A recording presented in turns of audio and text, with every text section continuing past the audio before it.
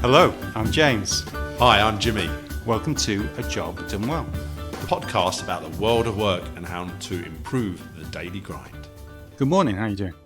I'm all right. Bad at all. How you been, James? How am I doing?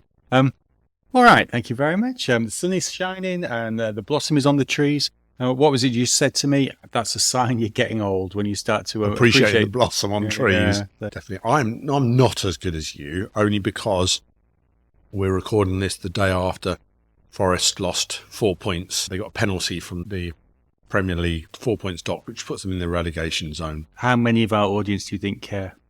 Anyone who's following Forest cares. About three. Three of us. Yeah.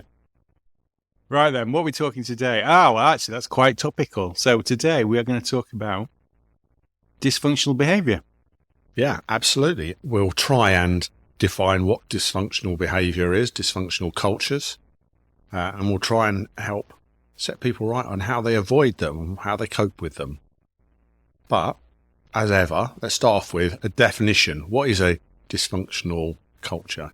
Well, definition of dysfunction then. So, dysfunctional is dysfunction, or is dysfunctional? Which is the adjective? I'm not sure. Dysfunctional is an adjective. Dysfunction is an adjective. I'll edit that appropriately. Clever. Which means either unable to function normally or properly, Yeah. or characterized by abnormal or impaired psychological functioning. You've got a dysfunctional family and dysfunctional behavior. Alternatively, a dysfunctional work culture is one that is characterized by a set of negative norms and poor behavior that hinder effectiveness, employee and team well-being, and overall success. So there you go. Dysfunctional, but here's a question for you. Right. Is there really such a thing as a dysfunctional culture? So I looked a bit further. Okay. Yeah. What did you find out? Well, this is going to be deep, this is. So the word dysfunctional comes from the prefix dys, from the green meaning bad, abnormal, or difficult or impaired. Yeah. Yeah. And so if something is dysfunctional, then it means that it is not consistent with the goal it is supposed to pursue.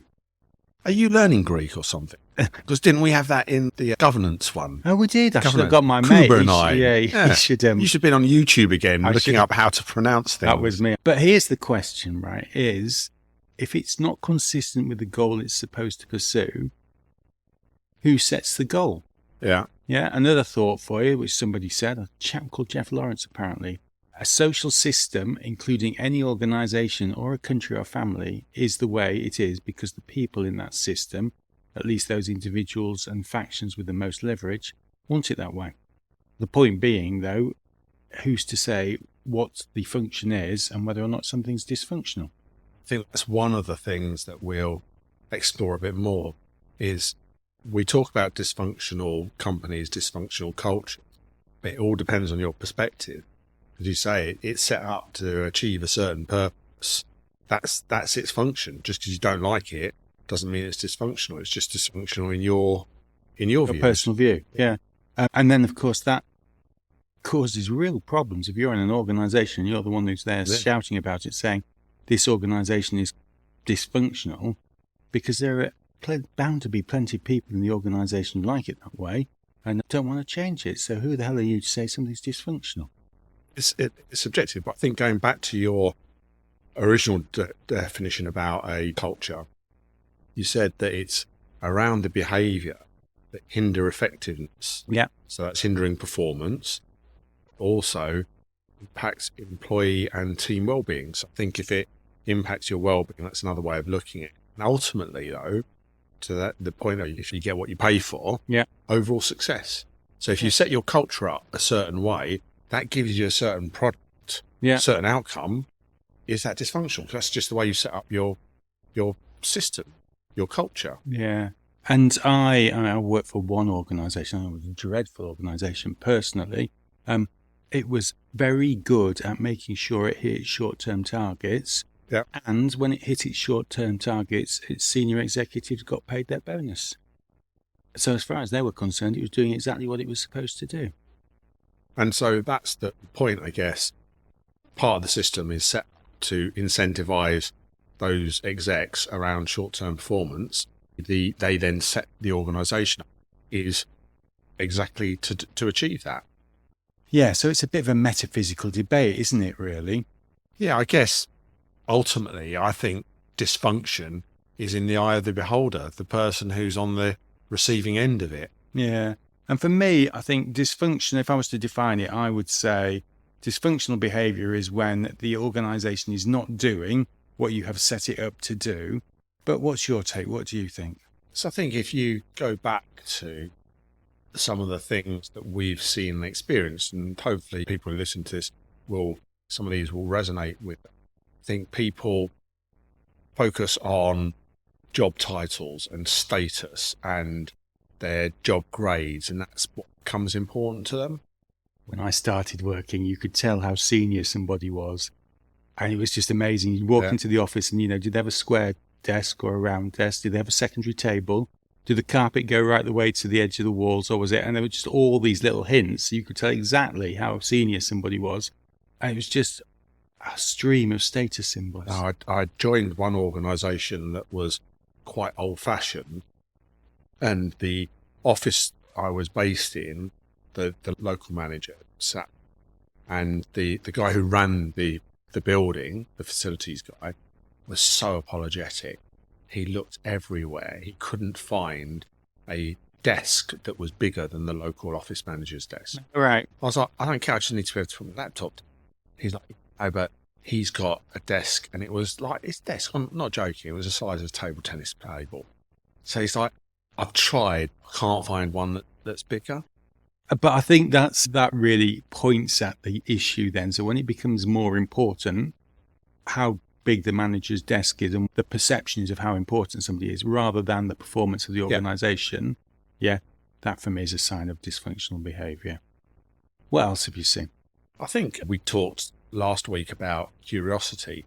I think one of the dysfunctions is that managers know all of the answers and they have the right answers. There's no diverting from that. So people don't speak up. People who do speak out are ostracized. People who are agreeing all the time are their favourites. Have you watched The Office? I'm watching The American Office at the moment. Right. If you want, we could just play an episode of that if you want dysfunction. But there's a character in there who's the assistant to the regional director, and he's bothered because he says he's assistant regional director. Yeah. And they keep correctly saying, no, assistant to the regional director. And he conforms and he agrees with everything and bends over backwards. Yeah. But if you want to know about dysfunction, watch The American Office. That's the program to watch. But if you build on that, what that means is that the people who get rewarded and get promoted are the people who just agree with their boss. It's got nothing to do with performance at all. It just depends how much you agree with your boss. Another thing that's really wind me up personally is you get this whole sort of good news culture. So lots and lots of, we've done this, we've done that, we've done the other. But nobody talks about failure. And because nobody talks about failure, problems just get hidden.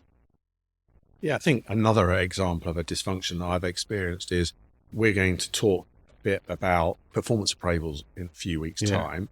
Well, performance appraisals... I'm looking forward to that one. Aren't we all? A 20-minute rant from Chambers Law. Yeah. But in all seriousness, performance appraisals can often focus on the end outcome, the result, and not how you get there sometimes. Yeah. And I remember going into one organisation and we were having a discussion around a particular subject. It wasn't anything too controversial. And one of the guys, I didn't know him, just had massive rant.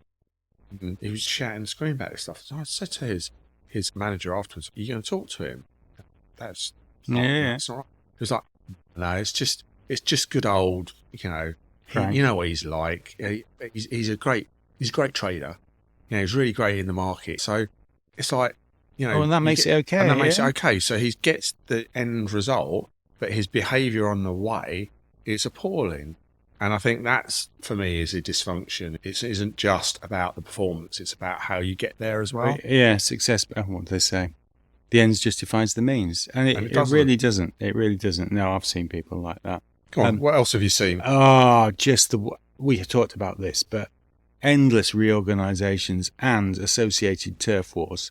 And if you've got that going on, so you've got so much management effort into that rather than fixing anything that a customer would worry about. So there's dysfunction if ever I saw it. Success claimed by leaders and failure is blamed on staff. That's another one of my personal favourites. Other things that I've seen, rules-based organisations where because we have rules and policies, everything will be okay. And actually, there isn't really thought behind those rules and policies. Do they get the outcomes that you want? Do they drive the behaviours you want? Often they don't. It doesn't matter. We're still doing it that way because that's what the policy says. Yeah. I've seen policies in organisations that do damage the well-being of their people or the customers. That's okay because that's what the policy says. Yeah. All right, another one then. I worked in an organisation and quite a senior bloke, and he was working in an office south of London. Yeah. And we had offices all over the country. And he'd been in this company for, I think it might be about 10, 12 years. Yeah. And he had never, ever, ever been to an office north of London. And, we've got about 300-400 people working in this place, and he'd never been. No. So you've got managers who are just more interested in make sure they're home for tea rather than going on and see what's going on in their organisation. Yeah, so, managers are more interested in making themselves comfortable. That's dysfunction. Yeah, again, the old-fashioned organisation I joined, I was the UK head of ops, and everyone expected me to get everyone to come to me. So they thought that the office I was in was going to become the centre of the world. It's like, why would you think that? Well, that's how it had always been done. Because the previous incumbent in the role had sat in his home office, same thing, and just got everyone to travel to him, which is just nonsense. And they didn't understand the importance of going to people's offices and see the work and see the people in their environment rather than yours. Yeah, which I suppose comes back to the point about bosses knowing everything. Yeah. Yeah. Well, a few more left for me then. How about, well, I suppose this is one and the same thing, but metrics left, right and centre that people are chasing but not doing anything about, and related to that, endless employee satisfaction surveys. And we must do well in this employee satisfaction survey, but just to what end? We will hit a number. What do they say? The beatings will continue until people start having fun. Or do you remember the one part of organisation that we worked in had amongst the highest engagement levels? The chief exec of that part of the organisation said the way they got really high engagement scores. It was a scale of 1 to 5. Just tell everyone it's 1 to 7. He was joking. He was joking, mine. But the point, the serious point was supposed engagement, high engagement surveys, but then allegations of fraud and bullying. Well, yeah. Anything else on your list then? I think I've what about named car parking spaces? Senior people's have theirs nearest the door. Door. Executive lifts. I mean, back in the day, I remember telling somebody that I worked in a great organisation because I called my boss by his first name. But I suppose all of it is just really rigid hierarchical organisations where the power is flowing up and down the organisation rather than worrying about how things work and how the system is delivering. And we talk a lot about the system, and I think that for me, what we're talking about is the system that everyone works in, the way of working, the processes, everything, and it is the gap between how those are operating and the purpose of the organisation. Yeah. You want to deliver great service for your customers, but you just don't set yourself up to deliver. Yeah. And worse than the way of behaving, the way you've set yourself up harms customers and harms your employees. Yeah. No, I totally agree. I was once told in an appraisal that my problem was I was a bit too much of a truth seeker. But for me, it's when you see managers doing what's right for the manager rather than what's right for the organisation. But, examples of dysfunctional organisations. So I had a look at this online. Yeah. What did you find? Well, I found two sort of big name ones. I was going to say, there's a lot more than two out there. Well, I've worked for a number of them. I would argue every organisation I've worked for been dysfunctional in one way or shape or form, but maybe just to different levels. The one which was very interesting was Uber. So Uber apparently very sort of threatening, bullying culture. Uber actually went as far in their annual report to write, and I will quote you this: "Our workplace culture and forward-leaning approach," forward-leaning meaning, or about dysfunctional, created significant operational and cultural challenges that have in the past harmed and may in the future continue to harm our business results and financial condition. And they wrote, a failure to rehabilitate our brand and reputation will cause our business to suffer. So that was quite interesting. Yeah. The other one, and this is a fascinating one, is Amazon, because it really depends where you sit with Amazon. Is it great or terrible? Because if you look at some of the things that people say about it, work there, it's just bruising and it's relentless. What do they say? Churn and burn.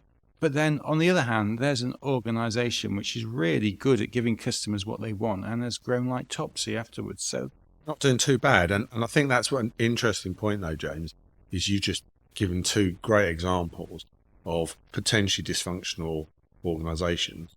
From one person's perspective, they might be dysfunctional. From another, they're not. And also, they are, in many, many ways, highly successful. yeah. What are the things, culturally that you think need to be faced into to make a organisation work better? Well, I think if you flip it on its head, we've discussed quite a few times some of the key attributes we see in a functioning positive culture. So I think it's worth us just having a quick run through those as a counterbalance to these are things of dysfunction. Here's the things that we've seen in our experience that seem to work really well. But before we go into that little bit, advert break. Yeah, let's hear from our sponsors. We cover a whole host of topics on this podcast, from purpose to corporate jargon, but always focused on one thing, getting the job done well. Easier said than done. So if you've got unhappy customers or employees, bosses or regulators breathing down your neck, if your backlogs are out of control and your costs are spiralling, and that big IT transformation project that you've been promised just keeps failing to deliver, we can help. If you need to improve your performance, your team's performance, or your organisation's, get in touch at jimmy@ajobdonewell.com or james@ajobdonewell.com. Right. Where were we? What were we talking about? So, starting off, go on, Joe. Oh, well, I would go with, would you believe, purpose. Yeah, so being really clear what it is you are here to do. The more you are clear about what your actual purpose is, the less likely you are to be dysfunctional, because then you just create a conversation about, well, are we meeting our purpose or not? So that's the first thing I would do. I would really emphasize purpose in the organisation. And then I think the getting everyone to work together as one team to deliver on purpose rather than fractured. That's the second, one team working together. Yeah, and you see, a lot of what we do in organisations just sets people up in competition with each other as opposed to cooperating. The classic example of that is the whole thing about the CIA and the FBI and the 9/11 atrocity. Yeah, so the belief is that if those guys had shared the information that they had, it would have never happened, but they were too busy protecting their own turf to stop the terrorist attack from happening. So working as one team. I think the next one, thinking long term, setting your organisation, your culture to appreciate the long term and long term success, particularly companies with purpose. Purpose is not something that is delivered this month, this fiscal year, whatever it is we're targeting. So I think that thinking more long term and making long term decisions, without getting too much into it, if you looked at many aspects of the UK today, a lot of the way public services, public finances, the economy, a lot of these things have evolved because people running the country or running councils, whatever it is, were thinking very short term. Yeah, hit your current target and not worry about too much about the future. Yeah, and there's another thing there, isn't it? What did they say? The last mile is always the one with the fewest people on. But the point being, if you really want to succeed, you've got to keep going over the long term. Communication. So making sure that everybody in your organisation is communicating and sharing knowledge and not doing it on a need-to-know basis. I used to have a boss. I was looking for Unilever. He took me aside once and he said, we need to make sure we know what Unilever knows. And that's priceless, because there is no point in an organisation having knowledge if it's not sharing it across the entire organisation. When I worked at FSCS, we used to deal with huge amounts of complexity. Yeah. I maintained every question that we ever faced, the knowledge was somewhere in our organisation, somewhere in our wider ecosystem, whether it was with a claims handler in Glasgow or a lawyer down in London. It was somewhere. The art of communication is making sure those networks operate and the information flows freely, which it rarely does. Yeah. But the whole, information is power. Well, yeah, but only if you're sharing it. Yeah. And then my big one, just creating no blame culture. Yeah. The minute you start jumping up and down on people's heads is the minute you start to fail. Yeah. There's a lovely story about, Williams Renault. Oh, I'm going back a bit. Nigel Mansell had a incident, didn't he? Where was it? You are showing your age. Nigel Mansell was a British racing driver. In the 1990s. A long time ago. Yeah, 30 years ago. Yeah, thanks. But they pulled into a pit stop, and Nigel Mansell, I don't know what these things take, 5 seconds, and then off he drove, and the wheel dropped off. I mean, literally the wheel dropped off. And when they looked at it, they discovered that what should have happened was everybody does their job, and then when they finish, they raise their hands, and the guy with the stop-go stick says go, and off he goes. But one guy hadn't finished his job and had raised his hands, but he'd actually raised his hands to get help. But you jump up and down on people's heads like that, and they'll hide problems, and you won't get anywhere at all. Incidentally, they solved the problem and they won the following year. So there you go. Those are, I think, the 5 key aspects culturally. Being really clear about your purpose, then going on to the whole thing about no blame, communication, thinking long term, and making sure you've got one team. Easy to say, right? Yeah. On a more local level, when you haven't got the opportunity to fix those things, what can you do? So I think those things are good aspects of a positive culture. I think often you can, even if you're not running the whole organisation, you can influence how things are around your area. One of the things I've looked at is make sure you just worry about what you can fix. So you maybe can't fix the whole organisation's culture.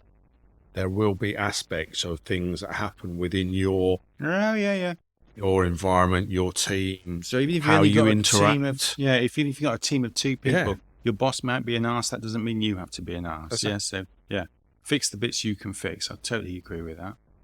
Another thing that both of us have done is you've got to find your outlet. How do you make sure that when you're working in a dysfunctional environment, that it doesn't just invade the whole of your life? Yeah. And one of the ways of doing that is, at the end of the day, go for a run, a walk. That's what we've done. Well, you can tell how happy I am at work. Yeah, I'm either fat and happy, or I'm like a stringed being because I'm a runner when I get stressed. But it just but find your thing. Find your thing, whatever that may be. Whether it's exercise, music, trash TV. Just find what your outlet is and help that create a fire break between that dysfunction and the rest of your life. Another thing I think you can do is, do you remember? Now I'm going back. This isn't 1990s. This is 2000s. But there was a big thing about the Pike's Place fish market, and they were slinging fish about. But they had this whole thing which was choose your chewed. What's that? An attitude, apparently. Yeah. I'm not cool. Seattle. It probably sounded cooler when they did it. Yeah, you think? Yeah, I reckon. But you can decide what your mindset is. Yeah, and I think that's really powerful. If you decide you're going to go into this positively, it will make a massive difference. Yeah, definitely. And don't take it personally. Often the dysfunction that's in the system is not about you. You might feel it in the moment, but back to your thing about mindset. Just getting that in your head. Actually, the system is bigger than just you, and the problems are bigger than just you. Yeah. And then the final one for me, I think, is just this whole thing about every now and again, you need to have a bitch and a moan. Yeah. Or some constructive criticism, but find a safe sounding board. So somebody that you can talk to who will help you think your way around the problems that you've got, because there is invariably something you can do, but it's an awful lot 2 heads being better than 1. Yeah, definitely. So they're some of the things that we've done. You take a step back and think about it. Well, I think you got 5 options, really. Right. Yeah. So number 1, just remember, this too shall pass. If you look at the number of managers you've had, the number of chief executives you've had in organizations, the different cultures you've worked in, they ebb and flow. They do change. Yes. It might seem like it's dreadful, but it won't be dreadful forever. So that's my first thought. The second one, I think, frankly, is you can choose to put up about it, right? If you're working in a place where it really isn't right, you can shout about it, you put up. Can be career limiting, but you will be true to yourself if you do that. So it is an option. Another way of doing it is shut up. So just accept the way it is, say nothing. Some people can do it, but that can be limiting your health. Yeah. So the fourth thing is change what you can, because there's often more things in your sphere of control than you sometimes think. It's the prayer of serenity. Hang on. What is the prayer of serenity? Remember, go on. Grant me the serenity to accept the things I cannot change, the courage to change the things that I can, and the wisdom to know the difference. There you Very go. deep. Yeah. And if all of that fails, just get the hell out. Leave. Yeah. But do remember, one man's meat is another man's poison. So dysfunctional all depends on where you're sitting. Yeah. And I think all of that hopefully shows that you do have some choices. They may not always be great choices, but you do have choices of how you deal with dysfunctional environments. So that's all from us then this week. Thank you very much for listening. Hope you've enjoyed this week's episode. And as ever, if you need help dealing with your dysfunctional environment, then please feel free to get in touch with us at jimmy@jobdonewell.com or james@jobdonewell.com. And please do not take any of this as career advice. Thank you very much for listening. Thanks, everyone. Have a great week. Cheers now. If you'd like to find out more about how James and I can help your business, then have a look at our website, jobdonewell.com.